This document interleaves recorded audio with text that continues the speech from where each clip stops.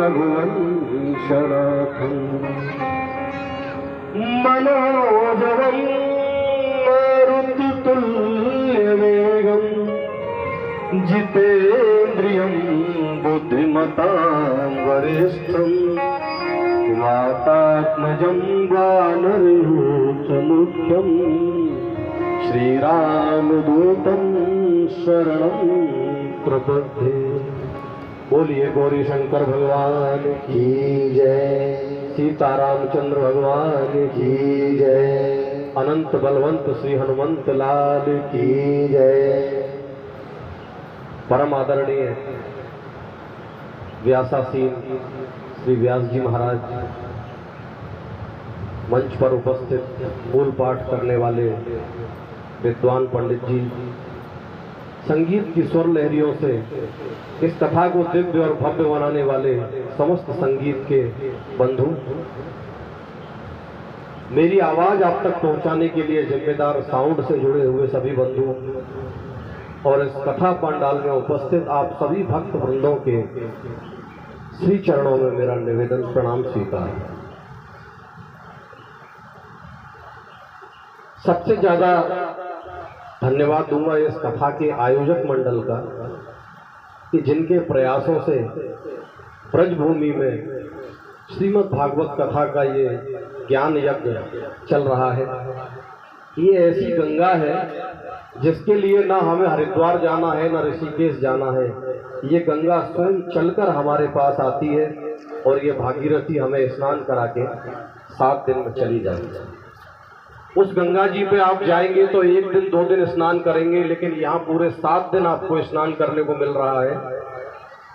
एक बार ब्रजमंडल में अगर कोई श्रीमद् भागवत या राम कथा सुन लेता है तो समस्त जन्मों के पापों से मुक्त हो जाता है।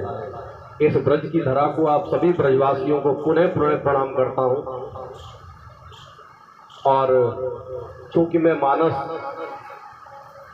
में आनंद रखता हूँ, मानस की कथा का गान करने का प्रयास करता हूँ, एक छोटा सा विद्यार्थी हूँ। मानस तो अपार भंडार है।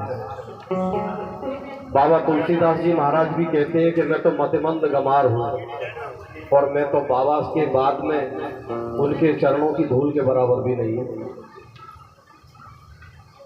आइए, आज यहाँ उपस्थित हमारी माताओं की मातृ शक्तियों की संख्या ज़्यादा है, हमारे बुजुर्ग भी बैठे हैं। एक निवेदन करूंगा कि अच्छा हो कल से यदि आप बच्चों को भी कथा में लाएं। देखिए, हमारा और आपका जो जीवन है वो गढ़ चुका, उसमें जो हमें सीखना था, जो समझना था, हम सीख चुके हैं। आज इस कथा की आवश्यकता नवयुवकों को है, बालकों को है, क्योंकि संस्कार ऊपर से नीचे की ओर प्रवाहित होता है। अभी जो मैं बातें आपसे कहूंगा, मुझे उम्मीद है आप अपने परिवारों में जाके उन बातों का ध्यान रखेंगे। मुख्यतः सबसे पहली बात है, अगर हम कथा में बैठे तो हमारा विश्वास और श्रद्धा दोनों कथा पे होनी चाहिए। अगर संशय रख के हम कथा सुनते हैं तो कथा किसी काम की नहीं है। रामचरितमानस में आपने सुना होगा, देखा होगा और समझा होगा। आज मैं आपको समझाता हूँ कि भगवान भोलेनाथ के साथ मैया सती हमेशा संशय के रूप में रहते हैं। मैया ने कभी बाबा की बात का भरोसा नहीं किया। और देखिए, बाबा तुलसीदास जी ने उसको बड़े अच्छे उदाहरण से बताया भी है। बाबा कहते हैं कि एक बार त्रेता जोग माया